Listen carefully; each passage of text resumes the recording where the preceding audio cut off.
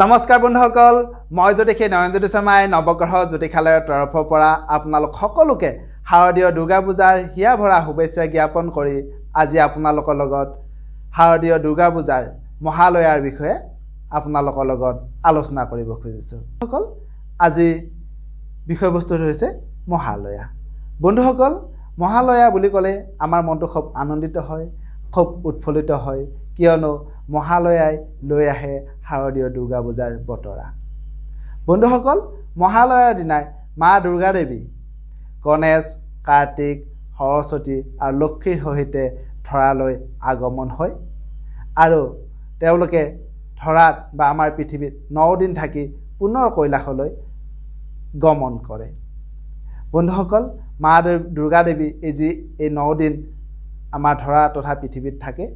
এই 9 দিনেই দুৰ্গা দেৱীক নৱদুৰ্গা ৰূপত পূজা অৰ্চনা কৰা হয়। বন্ধুসকল কৃষ্ণপক্ষৰ শেষৰটো দিন অৰ্থাৎ পিতৃপক্ষৰ শেষৰটো দিন অমাৱস্যা তিথিটো মহালয়া অনুষ্ঠিত হয়।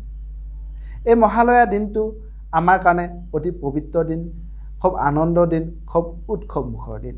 কিয়নো বন্ধুসকল আমাৰ সনাতন হিন্দু ধৰ্মত ঘৰত যিকোনো মাংগলিক কৰ্ম, বিবাহ, সভা হওক, লগুণদেনী, চূড়াকৰণ, গৃহপ্ৰৱেশ বা ঘৰত যিকোনো যাগযজ্ঞ কৰাৰ আগতে আমাৰ মৃত পিতৃ মাতৃ তথা মৃত পিতৃপুৰুষসকলক শ্ৰাদ্ধ কৰা হয়, তেওঁলোকক পিণ্ডদান দিয়া হয়, তেওঁলোকক তৰ্পণ কৰা হয়। ঠিক তেনেদৰে বন্ধুসকল ভগৱান ৰামচন্দ্ৰই যেতিয়া সীতা মাতাক উদ্ধাৰ কৰিবৰ বাবে ৰাৱণৰ লগত যুদ্ধ কৰিব লগা হৈছিল, তেতিয়া ভগৱান ৰামচন্দ্ৰয়ো শৰৎ কালত দুৰ্গা পূজা কৰিছিল। যি শৰৎ কালত ভগৱান ৰামচন্দ্ৰই দুৰ্গা পূজা কৰিছিল, সেই দুৰ্গা পূজাৰ আগৰ অমাৱস্যা তথা মহালয়াৰ দিনা ভগৱান ৰামচন্দ্ৰই তেওঁলোকৰ পিতৃপুৰুষ, মৃত পিতৃ মাতৃ তথা মৃত পিতৃপুৰুষসকলৰ আত্মাৰ সদ্গতি নিমিত্তে তেওঁলোকে শ্ৰাদ্ধ কৰিছিল, মৃত পিতৃ মাতৃ তথা মৃত পূৰ্বপুৰুষসকলক পিণ্ডদান কৰিছিল, তৰ্পণ কৰিছিল। তেতিয়াৰ পৰাই বন্ধুসকল আমাৰ সনাতন হিন্দু ধৰ্মত শৰৎ কালৰ দুৰ্গা পূজাৰ আগৰ যি মহালয়া হয়, এই মহালয়াত আমাৰ মৃত পিতৃ মাতৃ তথা পূৰ্বপুৰুষসকলৰ আত্মাৰ সদ্গতি কামনা কৰি আমি সকলোৱে শ্ৰাদ্ধ কৰোঁ, তেওঁলোকক পিণ্ডদান কৰোঁ, তেওঁলোকক জল তৰ্পণ কৰোঁ।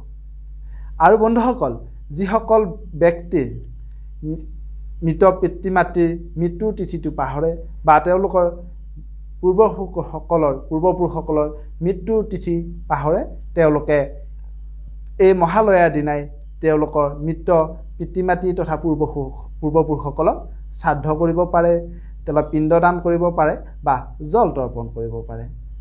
বন্ধুসকল এইখিনিতে আৰু এটা কথা কৈ থওঁ আপোনালোকৰ সুবিধাতে, অকল মহালয়াৰ দিনাই নহয়, কৃষ্ণপক্ষৰ প্ৰতিপদৰ পৰা মহালয়ালৈকে এই 15 দিনতে যিকোনো দিনতে আপোনালোকৰ পূৰ্বপুৰুষসকলৰ আত্মাৰ সদ্গতি কামনা কৰি শ্ৰাদ্ধ, পিণ্ড আদি বা তৰ্পণ আদি কৰিব পাৰে। কিন্তু বিশেষকৈ বন্ধুসকল মহালয়াৰ দিনাই কৰা দেখা যায়। আৰু ইয়াৰ উপৰিও মহালয়াৰ দিনায়ো পাৰ্বণ শ্ৰাদ্ধ, আবেলি সময়ত পাৰ্বণ শ্ৰাদ্ধ কৰা দেখা যায়।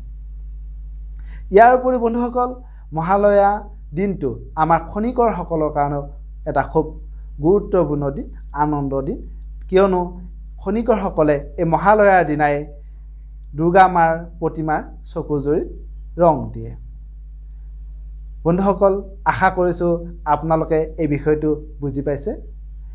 বন্ধুসকল আহি থকা দিনবোৰ আপোনালোক সকলোৰে শুভ হওক, মংগলময় হওক, তাৰে কামনা কৰি আপোনালোকৰ মাজৰ পৰা বিদায় মাগিছোঁ।